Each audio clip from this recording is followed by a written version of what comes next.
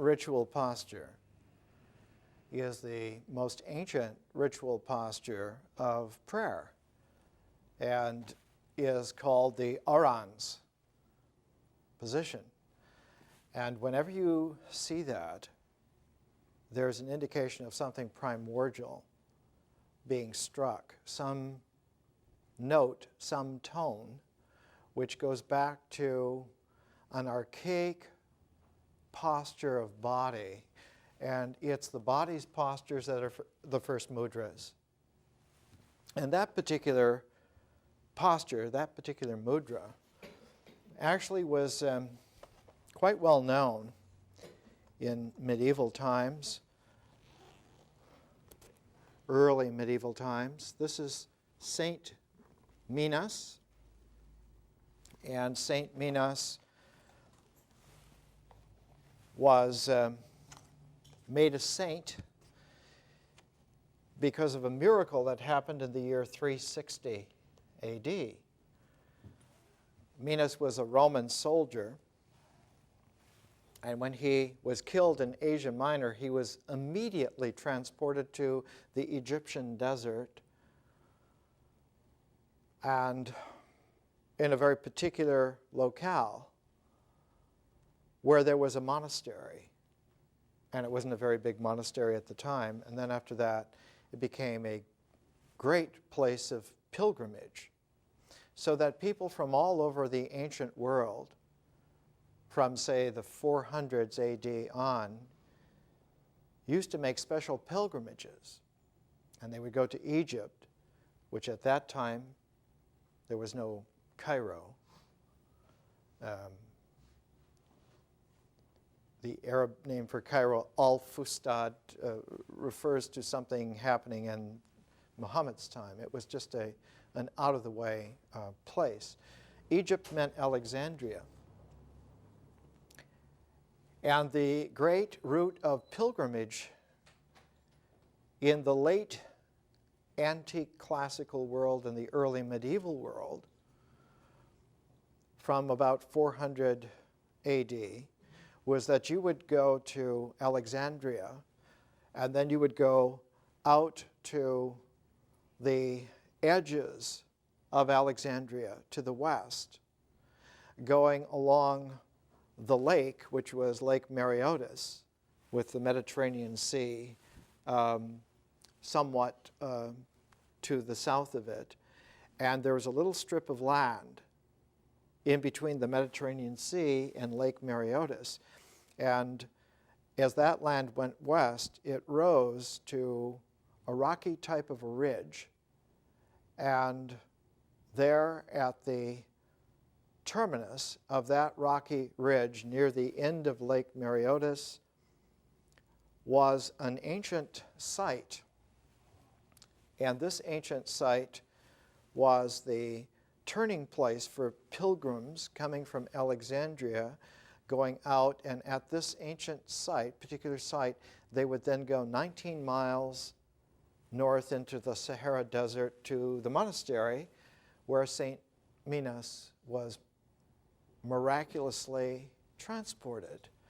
And because it was so far, 19 miles into the Sahara Desert, 1,600 years ago, is a good long ways, pilgrims would have to carry their own water, and they would carry their own water in St. Minas flasks, which had this icon. And flanking St. Minas in the Orans position are two camels that are kneeling. And those of you who are familiar with the Vajrayana, with Tibet, know that kneeling camels or kneeling animals like this are usually put on either side of the great Dharma chakra, the great wheel of truth, the wheel of life, and that was the most ancient symbol of Buddhism in Tibet. And so here St. Minas has the very same iconography in late antiquity, early medieval Egypt. So from Alexandria to a certain ancient site, and then into the Sahara Desert to the monastery where St. Minas was. And the reason for that monastery being there is that it was the first leg on a journey that went into the Sahara Desert, because farther into the Sahara Desert was an area that in the earliest Christianity was always known as the Holy Land. In Greek, in Coptic influenced Greek of that time period, the Scythia, the Wadi Natron was a long valley with some saline lakes, and there was the greatest monastery in early Christianity. And if one went today to Wadi Natron, you would find a whitewashed fortress. It looks like a French Foreign Legion fortress from an old Gary Cooper film. And in behind these whitewashed walls is a compound with orchards and wells and vegetable patches and buildings. And in the monastic church there at the center of Wadi Natron is a burial crypt that goes several levels underneath the ground level. And when you get to the lowest level, there's a locked door with old ancient riveting. And if you get through judicious bribes the head monk to secretly let you into that door, there is a little niche in there. And in that niche there is a casket, a trunk. And if you bribed well, they will, by this kind of Coleman lamp light, raise the lid of this trunk, and you will see in there the bones of John the Baptist. And they have, for 2,000 years, been smeared with a reddish sort of dye so that they look like bloody bones. Why would the skeletal remains of John the Baptist be in the Egyptian desert? The fact that we do not know this, the fact that it is so rare, though covered up, that it seems like science fiction or surrealism, and this is the year 2000, you can imagine that some 1,000 years ago, this kind of revelation, for it is truly a revelation, would have stunned people, and it would have been disbelieved unless it were released in a very carefully programmed disclosure mode of a labyrinthian approach, so that when the time came that you would be shown something like this, you would be ready with bated breath to hear the secret of secrets.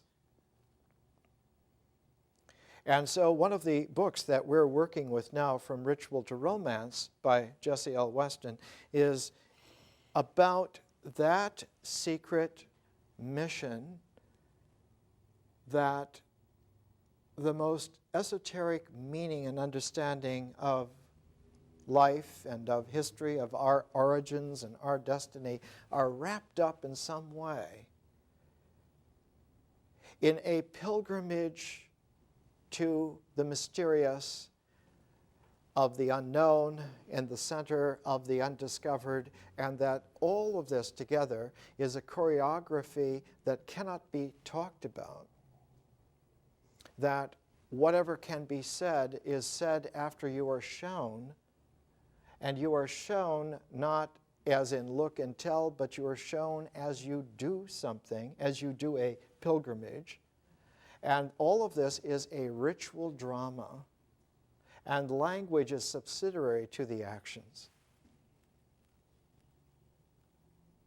So that, as Miss Weston wrote in 1920, after a whole lifetime of investigating this, and the original book was published by Cambridge University Press. She was an extraordinary woman who had begun getting into Wagner's operas and trying to get into the Arthurian mystery religions behind Richard Wagner's operas. And the more that she got into it, the more she realized that nobody really knew about any of this stuff. And so she worked for about 40 years putting out editions. Here's her edition of the Parsifal in 2 old volumes. And she patiently went through all of the esoteric literature of the Arthurian cycles, doing her own editions, making her own translations, doing her own notes. And by the time she published From Ritual to Romance, Cambridge University Press was honored to publish her work. She was one of the greatest scholars of her time. But she was more than just a scholar. She was an esoteric genius, so that jealous scholars characterized her as some kind of theosophical magus who shouldn't be published by University Press, but should be published by some kind of occult pamphlet. How could any of this be true? And she quietly, simply maintained that if you will look at my book and the background of it, you will discover something extremely important. That if you begin with the mind and its symbols in order to try to understand reality, you will end up with a mental cartoon and not with life. And that you can't even go back to the mythic levels, which seem so primordial because the mythic levels have to do with culture. That if you're trying to understand life, you have to go all the way back to where life occurs, and life does not occur in myths or symbols. It occurs in existence. Life is about existence, something much more important than cultural meaning, much more foundational than mental order. And that ritual actions in their patterning have to do with the cycle of how existence actually happens, is maintained, and is renewed when its cycles run out. In other words, existence in ritual comportment has to do with how life is born, how it matures and lives, how it fertilizes itself by interchange and creates birth, and how when its cycle is finished with death, the dead get resurrected. And that entire pattern does not stop with death, but continues with a resurrection. So that the pattern of ritual comportment in the earliest evidence is that these choreographed actions make a great circle which reoccurs.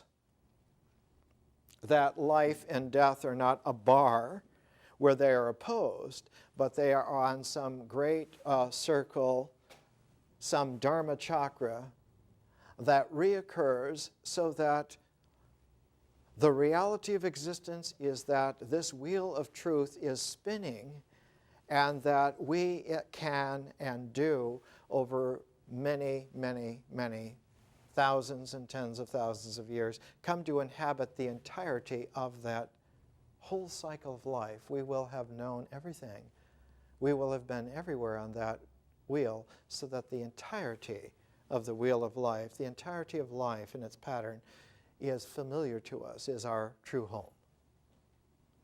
That heaven is not some top place on a parfait, but is the entirety of the labyrinth disclosed in all of its true workings. So that the distribution of meaning is not imbalanced in mental positive concepts. It's not partially distributed in mythic story lines, but it is completely distributed in a kind of a rain and sunshine on everything equality, and that the whole reason for anything esoteric at all is to remember how all of this wheel of life, this mandala of existence, actually has been sustained since time immemorial. Now, in her time, in her book, she began her researches and writings in the 1880s, and by 1920-25, she was pretty much finished. And in that time period, the great discovery was that the earliest kinds of language that we have, the earliest patterns that we have, go back to the Rig Veda, go back to Vedic times. And the study of the Rig Veda through people like Max Muller was just beginning at that time. The great translation of the complete Rig Veda from R.T. Griffiths dates from that time. That somehow, if one went back to 1500 BC, you would find the beginnings of this great cycle of language, and that if you went further back than that, all you would find are ritual comportments, ritual dramas, which were not yet understood. They were not teased out and brought together and understood. They were not patterned again so that they were comprehensible. And she attempted to do this.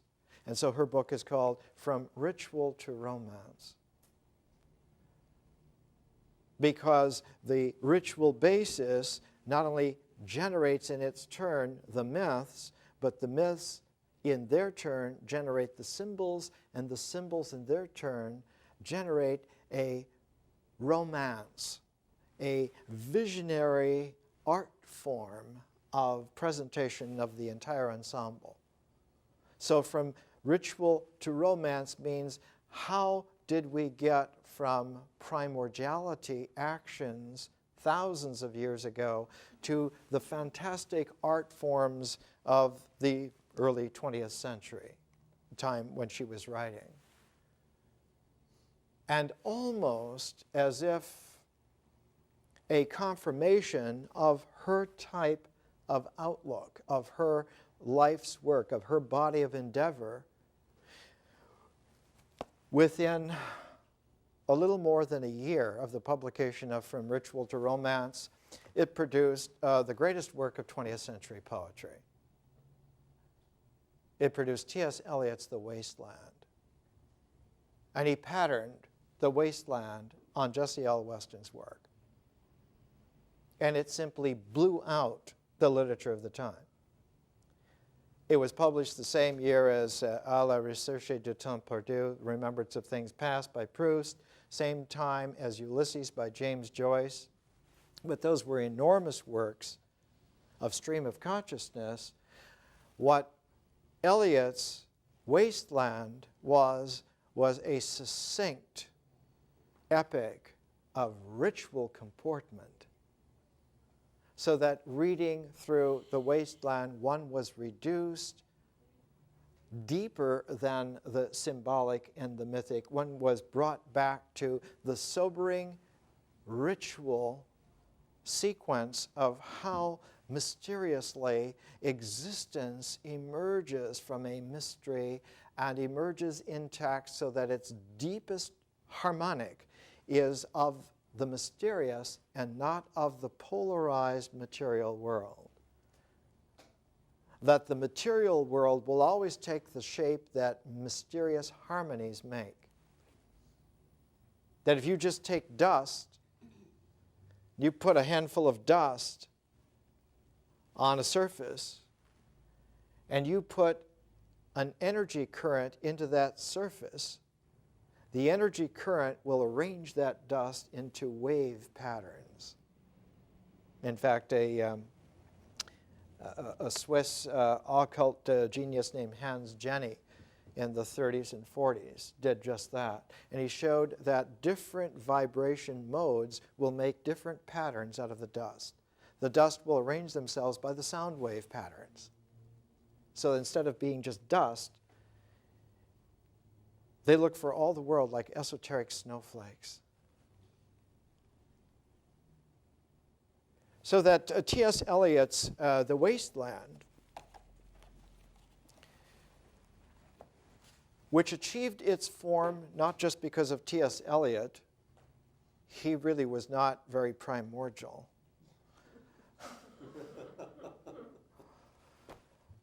Let's not get into that. But he had a friend who at that time was dealing with primordiality in a very conscientious way, and that friend was Ezra Pound. And Ezra Pound was T.S. Eliot's first reader of The Wasteland, and the first thing Ezra Pound did is that he cut the manuscript in half by taking out all the connections. He very politely didn't say, "You don't know what you're talking about."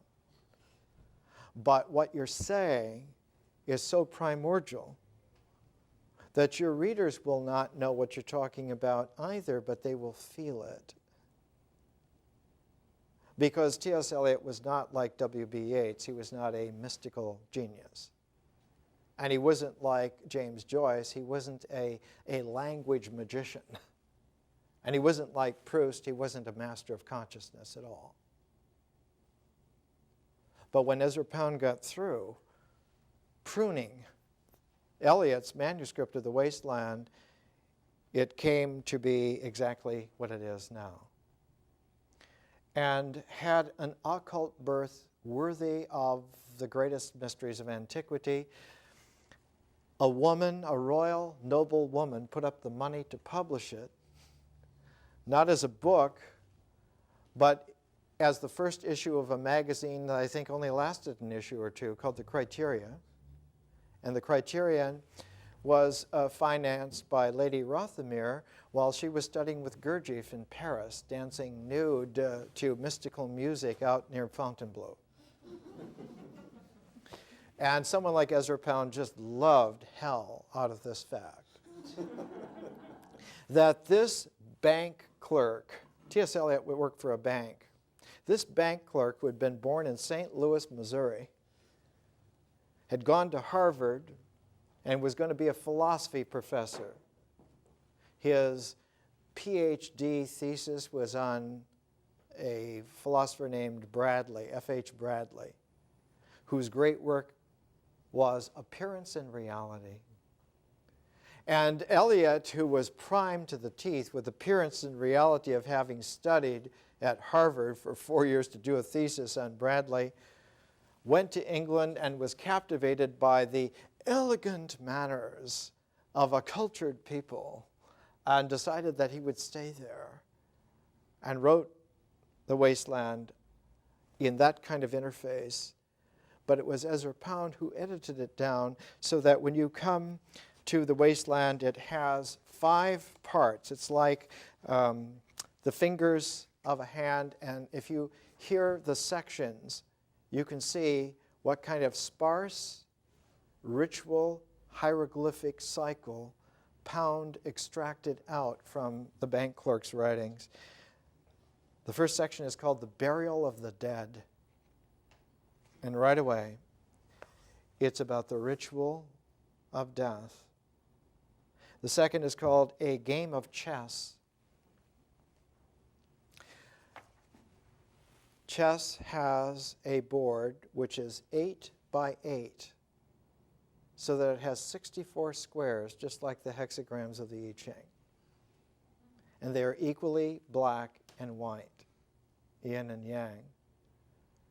And the pieces that move have movements that go on an asymptotic curve. The pawns may only move 1 space forward, and finally the queen may move any number of spaces in any direction. So a game of chess. And the third section, the middle, is called The Fire Sermon. burial of the dead, a game of chess, the fire sermon, part 4, death by water, and part 5, what the thunder said. So you can imagine the hieroglyphic, symbolic potential of the structure of the wasteland, and of course it hit the stage of world literature in 1922, and like Stravinsky's Rite of Spring, it blew out poetry. There wasn't anyone who wasn't reading it and trying to figure out what it meant. So when it came time to publish it, T.S. Eliot added on his own, and always regretted it, he added a bunch of notes at the end, notes on the wasteland. And by coming clean right away, he tried to get himself out of the line of fire, that he was some kind of mystical magus that everyone should consult. He says not only the title, but the plan and a good deal of the incidental symbolism of this poem were suggested by Miss Jessie L. Weston's book on the Grail legend, From Ritual to Romance. So the great symbolic genius says, well, it's not me, it's her. Indeed. Many women know that story well. That's where the phrase, son of a bitch, recursively really comes into play. The title of this presentation today is called Wasteland Rituals. And it's interesting because Jessie L. Weston was wise enough to get the ritual form right, but she was learned at a time when the content was so immature that no one would have even believed what really is true. And her contention that the rituals go back to Rig Vedic times, of course, is extremely prosaic. The Rig Veda is so recent, 1500 BC is nothing. There's as much time between us and 1500 BC. That's only 35 centuries. The Rig Veda comes about in the middle of the development of the kind of language that she would be talking about. And the ritual dramas that inform the basis of that whole cycle go back some 40,000 years at least. They go back to the very origins of Paleolithic cave art, and we can see in the very earliest of the Paleolithic caves with their art that the ritual cycle, the ritual comportment, was already in place 40,000 years ago. We know that it has not been tampered with, that no occult group has secretly at some midnight crept in and done these cave designs, not just because of carbon dating, but a couple of years ago, one of the oldest caves was found on the French Riviera, which is heavily populated with people who've been into this for a long time. But they didn't know about this cave because the entrance to the cave was under more than 100 meters of water. It's only about 20 kilometers from Marseille. But the French divers who first went into it discovered it underneath a rock shelf about 120 meters under the water, and then had to swim through a 400-meter tunnel that was half silted up, so that as soon as you started to go through the tunnel, the silt made the water a complete murky nightmare. And it was only after several deaths that French Navy divers were able to go all the way through this tunnel and come out in a cave that had some 40,000 years ago had its entrance above the level where the Mediterranean Sea now has its level. And there they found the complete cave painting cycle of the Paleolithic ritual intact. All of it was there. and that cave had not been entered for 20,000 years. And the cave was about 35,000 years old, the paintings in it. And that the last time that someone was in that cave was about the time that the Paleolithic art at Lascaux was fresh and new. So by thinking in 1920 that the Rig Veda at 1500 BC is an ancient foundation, seems to us at the beginning of the 21st century to be extraordinarily naive. But it was a naivete that was shared by the culture at that time. The 20th century, it turns out, was very primitive. But it was also insightful because persons like Jesse L. Weston got it right. They just didn't know the scale and the locus where all this was happening. Her understanding was quite well founded that language emerges, it bursts into flame out of an intensity of ritual actions that are choreographed. And choreographed ritual actions are drama. And it is the dramatic intensity of physical comportment that generates awareness. And that field of awareness carries within it a harmonic, almost like on the even more primordial level, we know today in astrophysics that the first organizer of matter was density waves. Density waves act like sound waves in the primordial plasma of the great fireball at the beginning of the cosmos. And that the density waves, acting as if they were sound pressure frequencies, slightly redistributed the complete blandness of the plasma of the primordial fireball, so that there were slight inconsistencies, so that there were some places that had less density and others that had a little more density, and that's why there's things called protons and neutrons and electrons and all the other particles. And that's why there's such a thing as spaces in between particles, because that's the way that they originally emerged. And we know from chaos theory that if you know the initial conditions of any situation, even a seemingly random field will disclose eventually a pattern, if you let the cycle of the field run itself through many times.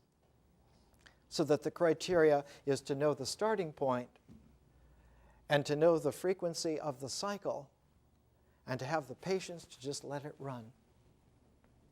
And if you do those three things, reality will disclose a universal pattern, not just every single time, but even beyond time. And so this quality by Ritual 11 is something that we're coming to. We're trying to understand how it is that our education is radically different from the kind of education that you've ever heard of. It's radically different from schools, radically different from academies or lyceums or whatever there has been.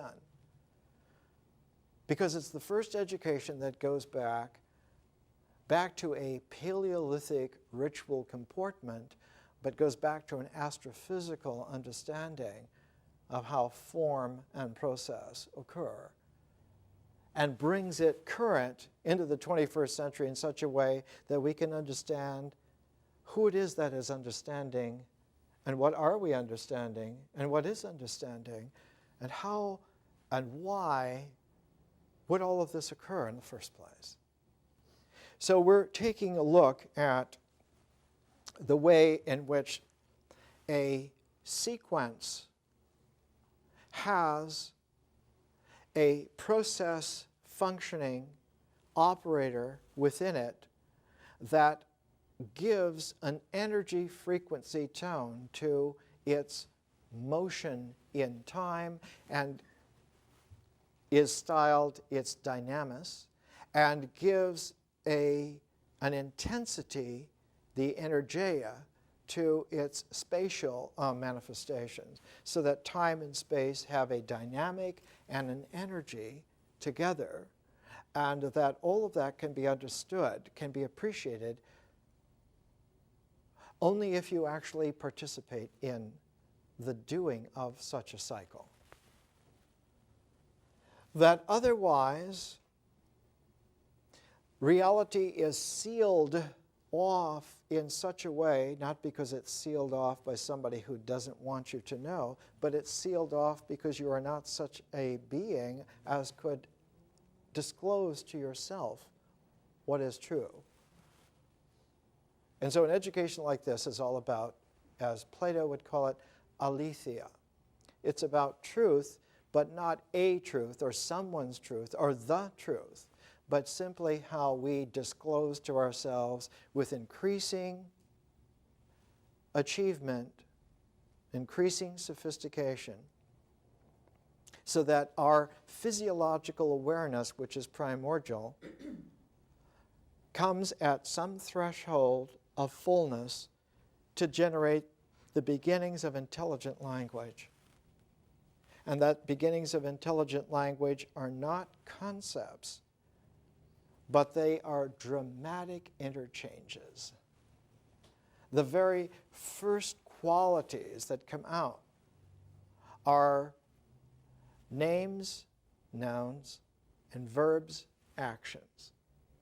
So that you have the stuff in motion, and with nouns and verbs, you begin to get something beyond just animal interjective cries.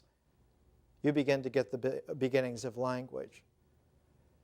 And in 2 weeks, our education shifts from ritual to myth, and we shift from the actions which our body does to the language which our feelings express. And we'll find that language is a feeling-toned intelligence. And that feeling-toned intelligence has a word, it has a noun that goes with it. It's called sentience. Sentience. So the earliest forms of blessing are not for all intelligent beings, but for all sentient beings. May all sentient beings find their home. And of course, our true home is the universe in which we occur, in which we exist. It is a cultural reduction to think that our home occurs on some landscape, on some planet, somewhere in some star system.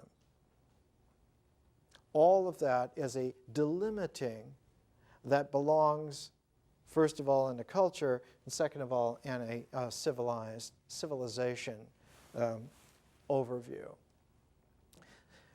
What we're looking at today, we're looking at how the primordiality of action, when what you do begins to have a sequence to it, and the alignment of that sequence acts de facto as a pressure wave and creates forms and intervals, forms and background opennesses, and that those two go together, they weave together in the cadence of the sequence of action, in the sequence of the dance, in the way in which the drama is done. And what generates out of the drama done this way is a kinesthetic awareness which intensifies into language, so that language is literally born out of intense drama. If you have done something with all your might, the most primordial quality is to share that with someone, to tell them not about it, but to tell them so that they too can do that. And we'll find that this is the quality, as they used to say in the 19th century. The German scholars were always looking for the things. Well, this is the ur. This is the ground by which myth occurs. You have done something extraordinary, and you wish to share that with others. So that underneath all myths will be a ritual comportment cycle, a drama. And we're going to take a break in just a moment. It's important to realize that as language comes into play, feeling begins to inform the awareness, almost as if you add color to a canvas.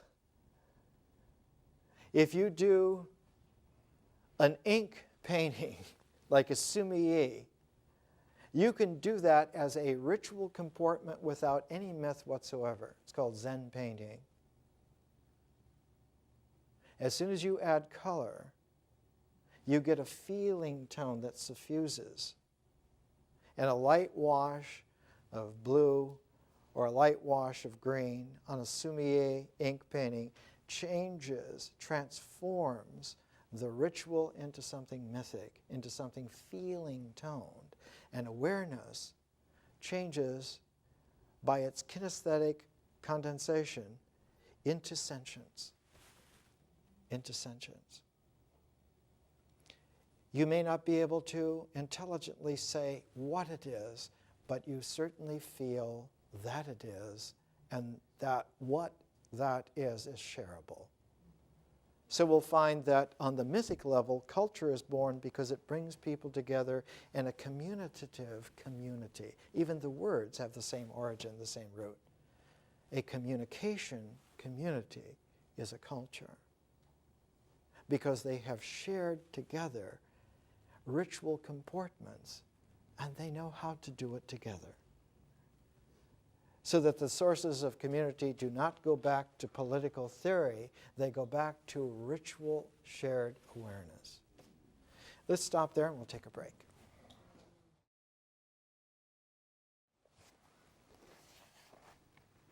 This is a picture of an archaeological ruin, and it's in Egypt. And if you were to go from Alexandria in antiquity to want to go to where St. Minas had his oasis monastery, you would turn left at this site.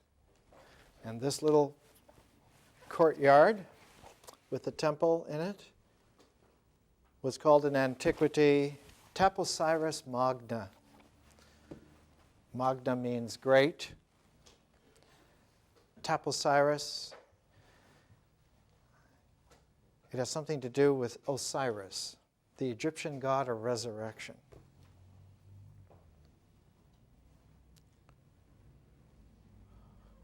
Why would there be a site of Egyptian primordial religious resurrection west of the site of Alexandria, when the god Osiris had his place of worship far down the Nile River, many hundreds of miles, at a place called Abydos? And to understand the relationship between those two sites, the site of Abydos, way down the Nile, almost as far as Thebes, and this site just to the west of Alexandria, which was not just a turning point on the pilgrimage, but was the esoteric reason for having the pilgrimage in the first place. You had to cover yourself in medieval times, especially in late antiquity, especially when this pilgrim route was first made, which was about 360 AD. You had to cover yourself because, like in almost all times of human culture, you will be killed for disclosing the truth. Why would you be killed for disclosing the truth? because most of the operative authorities and powers are invested in keeping the game the way it is because they're making money that way, because they have power that way, because everyone believes that what they have is powerful and valuable and queue up to behave so that they can get a part of the action. So that the vicissitudes of cultural lies keep everyone in ignorance. So that a truth teller is the most dangerous thing to the establishment. Somebody who purveys patented snake oil lies is surreptitiously welcome because they keep the waters muddied. But somebody who brings the message of truth is killed instantly. They're bad news because it's bad business. It means we're going to go out of business. And in 360 AD, the big new corporation was the Christian religion. And they killed all competition. It wasn't the Christianity that many cherish. It was a Christianity that was recently militant and patterned on Roman Empire power. And those bishops weren't really Christian. They were Roman power brokers who had adopted a Christian veil just to fit in with the change of times. And they dealt with anyone who wasn't in their game by the pastime of finding heretics and killing them. It was a big game at the time, and it went on for hundreds of years. The recent discovery at the end of the Second World War in Egypt of the Nag Hammadi manuscripts or the Dead Sea Scrolls. Why are these great religious visionary truths buried? Why are they hid? Because you would be killed by having them, by the power brokers of the time. The quality of intimidation was not that they argued with you, they simply killed you. And so the Nag Hammadi materials were buried in the little Egyptian village of Nag Hammadi on the Nile River in about 360 AD, about the same time. In fact, St. Minas is taken as a token of this miraculous ability for wise men and women to cover their tracks so that no one knows that they're participating in deep truths, and that someone not in the know will think that they're just doing little superstitious stuff. So a characteristic of deep wisdom is that it always disguises itself as like a not very powerful, run-of-the-day, every mill sort of thing. And you have to really get into participating with it in an existential way so that you begin to pick up that this is different. This is a different thing. One of the most startling things to the Roman Empire authoritarian Christianity of 360 AD was that the original Christianity was Jewish. And they had long since thought that they had dealt with the cosmic Judaism that had been a threat to the Roman Empire when it was first established.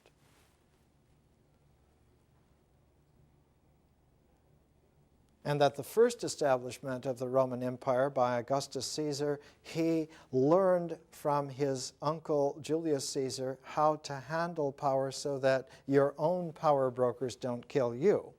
Julius Caesar was killed by his friends in the Roman Forum. Et tu, Brute? Brutus and Cassius were Caesar's closest allies. And so Augustus Caesar, knowing that you have to cover yourself, had a brain trust of people specially tuned to make sure that you co-opted all of the power. You didn't kill people off so much as you found a way to work them in so that they had a piece of the action. But when the Caesar dynasty ended with Nero Caesar, the next group that came in, the next corporate leadership, were not Caesars. They didn't understand the infolding of all of the people necessary into a new power tapestry. And the new dynasty were called the Flavians. And they were the ones that started the pogroms that ended up with universal death. The first Roman emperor of the Flavian dynasty, Vespasian, assumed the Roman emperorship not in Rome but in Alexandria. And he assumed the Roman emperorship. We are going to replace the Caesars because we have a new superior vision which is embodied in me. That's the way Vespasian phrased it. And he phrased it that way because he adopted to himself messianic powers. In Alexandria, he made the lame walk and he made the blind see. There are famous episodes where he would take his own spittle and mix it with dust and put it on blind men's eyes, and he would be healed. So they didn't want any competition from any possible messiahs. And the seedbed, the hotbed of messianic movements was still Jerusalem. And so in typical Roman Empire fashion, they simply effaced the entire city from the map of the world. The destruction of Jerusalem was total. If you go to Jerusalem today and you see the Wailing Wall that's supposed to be of the Second Temple, it's much later. It's not of the Second Temple at all. All of that was razed to the ground by one of the sons of Vespasian, Titus, who was the next emperor in line. And Titus was much meaner than his father. But his brother Domitian, when he came into power, was so mean that they called his reign for the first time in history the Terror. Only by that time, the Flavian dynasty was so superstitious about messianic power that they thought they had killed off all the competition. Domitian was afraid to kill one man, and that one man is known to history as St. John, the author of the Gospel of St. John.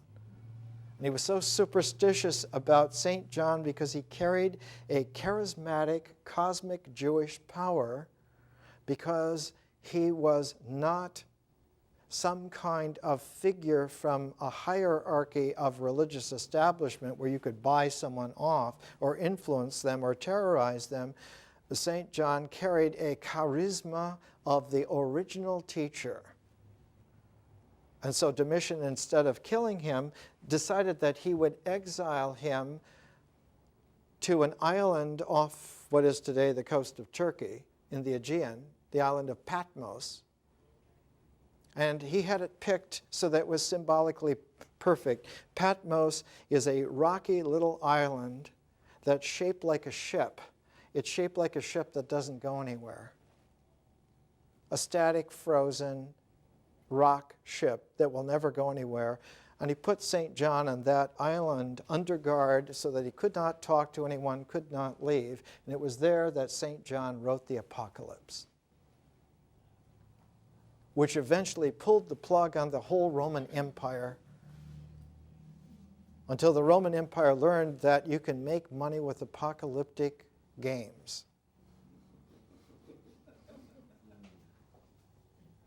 And they learned that in 360 AD. because the Roman Empire, now nominally Christianized, made it punishable by death, not only if you were a non-believer, but if you were a believer in a version other than the official doctrine, if you were a heretic. And that's where St. Minas came in. And it was particularly difficult because the esoteric Hellenistic Judaism, some 400, 500 years before, had founded itself on the original messianic apocalyptic vision. And the book that records that original messianic apocalyptic vision for all time is the great prophecy of Jeremiah, who lived about 600 BC. And Jeremiah's prophecy is all about how the original covenant between God and man was broken forever, was abrogated by the fall of Jerusalem at that time. Not that the city was decimated, but that all of the talented men and women were kidnapped and taken into exile, not to be killed. They were taken into exile to a new Babylon to run a new Babylonian empire, because they were the most experienced population of people who were international, who had no particular ties to any other region of the Neo-Babylonian Empire, and because the Neo-Babylonian Empire could cut Jerusalem and its lands off from contact from anyone else, so they expected that they would eventually have a population of administrators who were extremely intelligent and international, spoke many, many languages, who would not have any vested interest in any other region of their empire, and who would never be able to return home. That whole ensemble is known in Judaism as the exile. Only there were some Jews at the time who preempted the whole idea of being taken into exile to run somebody else's empire, especially Nebuchadnezzar, who was a very stupid kind of a greedy man. And so there was a small population who fled to Egypt. And they kidnapped the greatest prophet of the time, Jeremiah, and they took him as a talismanic hostage with them into their own chosen exile into Egypt. And Jeremiah said, do you think because the community has preempted, you have done the very same thing that the Babylonians have done? There's no virtue in this at all. And that's when he wrote, the original covenant between God and man and Judaism is broken forever. And that it means that there must be a new covenant established, and that the new covenant is going to be established on a different basis from the old. The old was established in terms of blood and lineage. The new one will be established in terms of heart resonance and mind expansiveness. It says in the prophecy of Jeremiah, the new covenant will be written on the hearts and minds of those who know, of those who are true to the divine. Following up the Jeremiah prophecy, at the end of the exile was an experience that could not be expressed in language at the time, and it took another 300 years before it was written down. And that was the experience that there is a new kind of population of people who will make this new covenant. And that whole movement was founded by a man known in later history as the teacher of righteousness, who founded the community after 20 years of searching and exile, almost like another Moses, founded an exiled community on the shores of the Dead Sea called Qumran.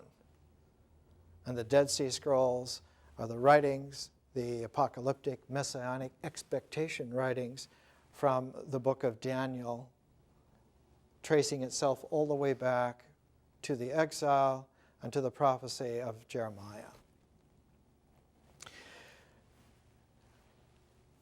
About the same time as the teacher of righteousness was setting up a community of active ritual involvement,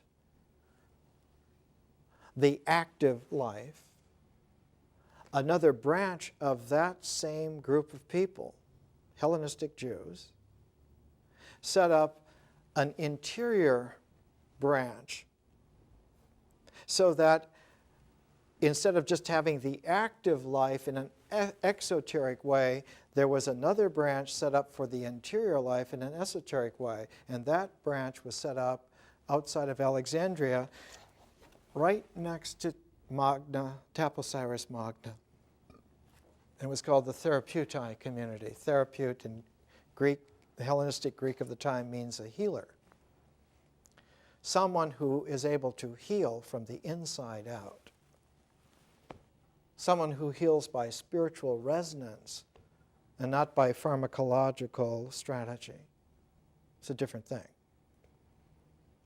So that the community of the contemplative life and the community of the active life, theory and practice, were a pair. They were a tandem, and they went together. This site at Taposiris Magna was chosen because it is the place where Osiris was brought back into life, was reassembled from having been torn into pieces, and was put back together and able to resurrect himself by a reknitting of the body in a new life, in a new way. And the figure who put Osiris back together was his counterpart, Isis. So there's Isis, who is the spiritual doctor, surgeon, who brings Osiris back into life, into resurrection. And that the original ground of that whole resurrection ritual mythos, the original ground of that was at Abydos. And Abydos is where dynastic Egypt was founded, 3,000 years before Augustus Caesar, 5,000 years ago. And Abydos was the place at which the dead were buried, with the hope that because Osiris was buried there, that when Osiris rose again, all of the dead who were buried there at Abydos will rise again with him. But the enemies of Osiris, hoping to kill him in a way so that he would never be able to be whole again, even if he could be possibly all of his parts found by Isis and brought together and resurrected, that resistance in mythology, in Egyptian mythology, is Set. Set. Set is the vicious red dog of the wild desert who seeks only to tear you apart. And Osiris was torn apart into 14 pieces. And Isis found all of the pieces and brought them back together, and the site of the resurrection was Taposiris Magna. But one of the pieces of Osiris could not be found because it had been eaten.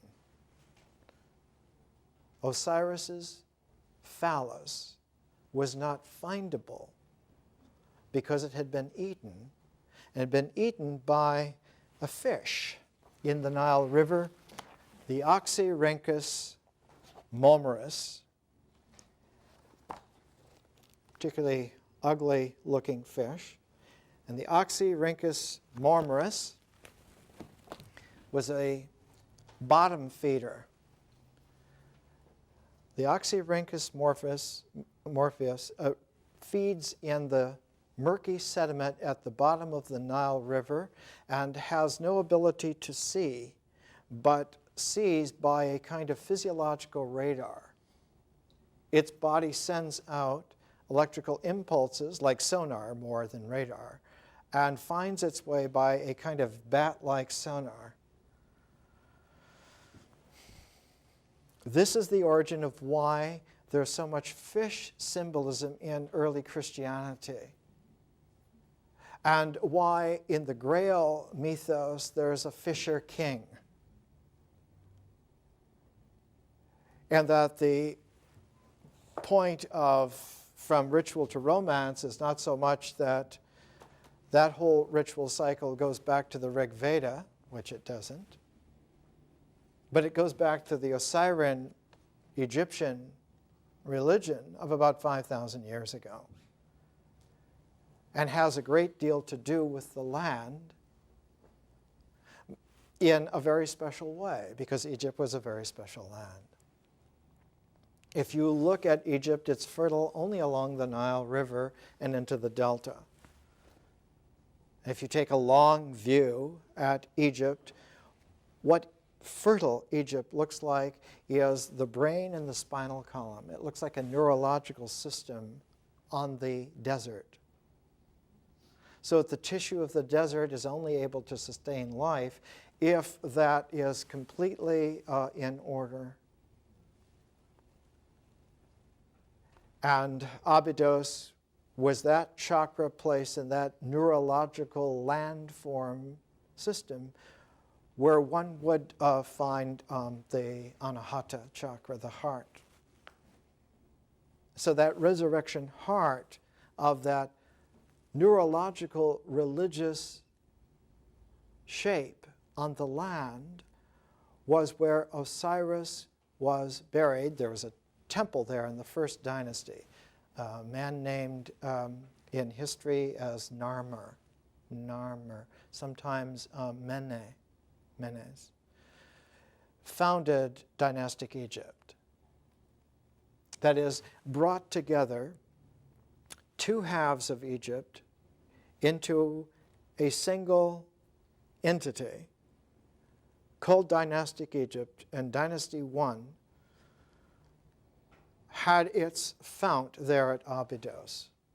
And it wasn't until the third dynasty that it was moved to another site, a site known in antiquity as Memphis, which was up near the beginnings of the Nile Delta. The delta is about 36 degrees. Los Angeles Basin is the same geometric size of the Nile Delta. It's like a hand spread out like this, about 36 degrees. We live in a mystical landscape, right on the edge of the desert, just like Egypt was, exactly in the same way. And the moving from Abydos to Memphis meant moving from the way in which sentience would be in a chakra system to the way in which language would be able to start at the way in which the ajna chakra would be able to function. So the pyramids of Giza are there where old Memphis was. In Roman times, it was the site of a huge garrison, a Roman garrison, and the name of that location was actually, paradoxically, Babylon. So when you read in the New Testament one of the two letters of St. Peter that still survive, and he says he's writing this from Babylon, and learned ministers will say, well, this is metaphorical language. He is speaking of a spiritual Babylon. Well, St. Peter was a truck driver. No, from metaphor. He wasn't writing metaphorically. He was writing because he was there. He was there at the Roman fortress of Babylon just outside of it. And that's where he camped out. He camped out because he was in self-exile, because the game was up for him in the Roman-dominated Palestine. And we know that that was his favorite home site because he took with him a young man who became his secretary. The young man's name was John Mark. And John Mark's mother owned the house where the Last Supper happened. And young John Mark was the secretary to Peter because he couldn't write very well. And young John Mark was educated enough that he became the amanuensis to St. Peter. And when they went to Rome and went through all that entourage and Peter was killed in Rome, John Mark fled Rome and went back exactly there to that same site that he knew. Early Christianity distorts it and says, well, St. Mark came back and founded Christianity in Alexandria, and St. Mark was never in Alexandria. We know that he went back to that Roman fortress, Babylon, that place near Memphis, because the original church built around the site where St. Mark lived out his life and died is still there. Because Coptic Christianity is different from a kind of a Los Angeles type of Christianity. They don't tear buildings down. In ancient Coptic Christianity, it is a sin to tear religious buildings down, so that you preserve them by building another newer church over protecting the old one. And the original church of St. Mark in Cairo is so ancient that it's had several churches built one over the other. Just like San Damietta in Italy, St. Francis's original church that he built with his own hands out of stones is in a little corner of the nave of the huge church of St. Francis in Assisi today.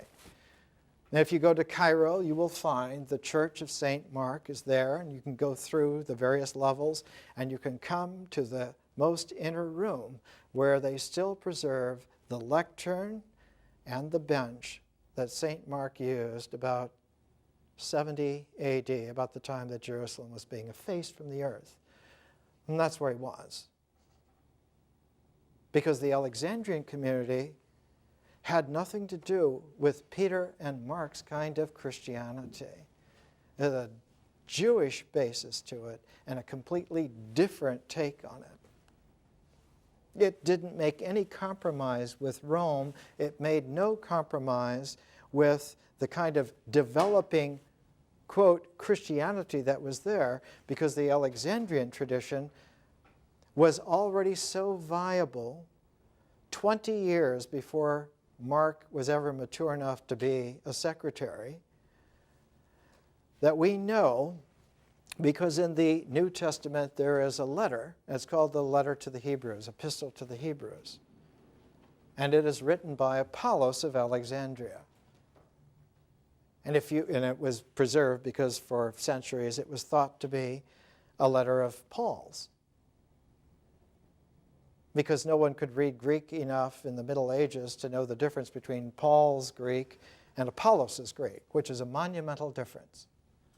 And the first person to be able to read that was the great Renaissance scholar Erasmus, who read Greek well enough that he could tell Greek style, and he saw that Paul's letters are written in a kind of a clever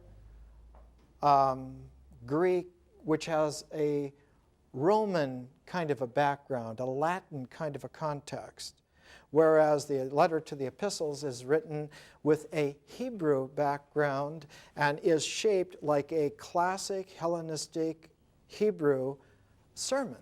It has the very same shape as a classic sermon would have, and its basis is on the kind of literature that you find in the book of Daniel.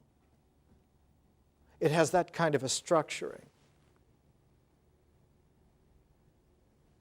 And using Erasmus's translation of the Greek Bible into Latin, the first reader who could get the difference in the style was Martin Luther, who wrote a famous treatise 500 years ago on why the Epistle to the Hebrews is by Apollos of Alexandria, not by Paul.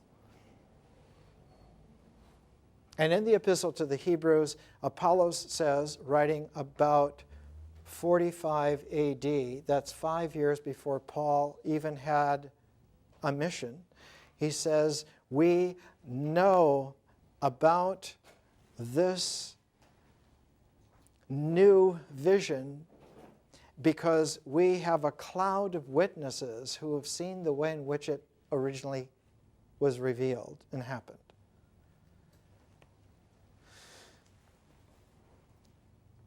This Taposiris Magna, place where Osiris had his resurrection 3,000 years before, is where the Hellenistic Jewish community of the Therapeutai was located and founded there about 130 BC, about the same time as the founding of Qumran. And what's interesting is that there's a particular style of structure that happens from this community. It's an Alexandrian kind of Hellenistic Judaism that's very distinctive. It's distinctive because we have a large enough body of literature that we can read it and tell the distinction by reading it. Because some 14 whole books of it have survived by a man named Philo of Alexandria, known in medieval times as Philo Judaeus. And Philo Judaeus, all of his books were preserved in antiquity because they were considered to be a part of the way in which the Christianity of the Roman Empire version was first put together. And that was first put together in 325 AD. They did it the way the Romans always used to do it. They had a council.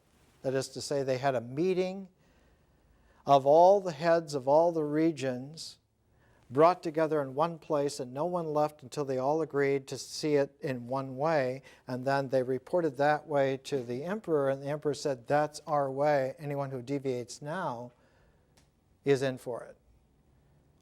And at the Council of Ephesus in 325 AD, it was chaired by a man named Eusebius of Caesarea, who was a technocrat par excellence. He never made a mistake. And he kept a detailed journal of the happenings, and we have it today. And Eusebius, in his history of how the Christian church became the doctrine of the new transformed spiritual Roman Empire, how it became the Holy Catholic faith, is there in Eusebius' own hand. And he says in there, our core basic understanding comes from Philo of Alexandria. And we know that he's writing about Christians and not about Jews, because in 325 AD, Judaism had become orthodox for several hundred years and quite distinctly different from the Hellenistic Judaism of Alexandria. And so Eusebius unknowingly says, we know that Philo was a Christian because the practices he discusses are unique to the esoteric practices of our religion. Philo died about 10 years before Paul ever went on a mission anywhere. He died in the early 40s AD. He died before there was any Christianity at all.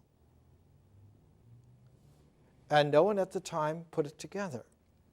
No one saw that this had some kind of a tie, except for the population of Jewish Christian esotericists in Egypt. They had no trouble seeing it all because they had known for centuries and kept it covered for centuries. And what powered all of this was, it doesn't matter what doctrine they say is in process as long as we keep the existential integrity of what we do intact. Because if we keep what we really do really intact, then we're all right, no matter how someone describes it or misdescribes it. And so Jessie L. Weston's book, From Ritual to Romance, was on the right track. She just didn't go far enough back and deep enough down to see. She thought that the esotericism was based on Aryan mythologies of the Rig Veda, when actually they're several thousand years before that and several tens of thousand years before that. Because if you look at the Osirian pattern of the Osirian is the temple of Osiris in Abydos. If you look at the pattern of burial there, it's very similar in tone to the way in which Paleolithic burials were happened back in the Ice Age. There's a continuity all the way along the line. And you can see in the Hellenistic Judaism of that contemplative community that they were understanding that there's still alignment in that way in their time. All of this, of course, was effaced, just as Jerusalem was supposedly effaced, and the fact that it sprang back together was an object lesson in the resilience of truth. In fact, not only did Jerusalem come back into viability, but at the end of the hold of the Roman Empire on that whole part of the world, in the 600s when Islam was pushing the Roman Empire out of Africa for all time, pushing the Roman Empire out of any kind of Middle Eastern hold, the hermits in Jerusalem were the keepers of transformational ritual, and one of them, a great hermit of about the late 600s, was the one who passed the process of resurrection on to an Islamic conqueror named Yazid, under the guise of being alchemy, so that the ritual process of alchemical transformation was kept intact and passed on without those persons even knowing that what was being passed on was something indeed timeless. So Jessie L. Weston's book is being paired with Basho's Narrow Road to the Deep North because this is a Western kind of Zen journey too. And they go together at this part of ritual because it's important for us to understand not the learned depth and complexity of history, it's beyond belief, but simply at this stage of our education, that ritual action has a cyclic drama, and that cyclic drama, if done all by itself, you don't have to understand it. If you just do it, that sequence has a built-in responsiveness to the processing function, and a transform is accessible to that. And what comes out of aligned ritual action is the ability to communicate in language.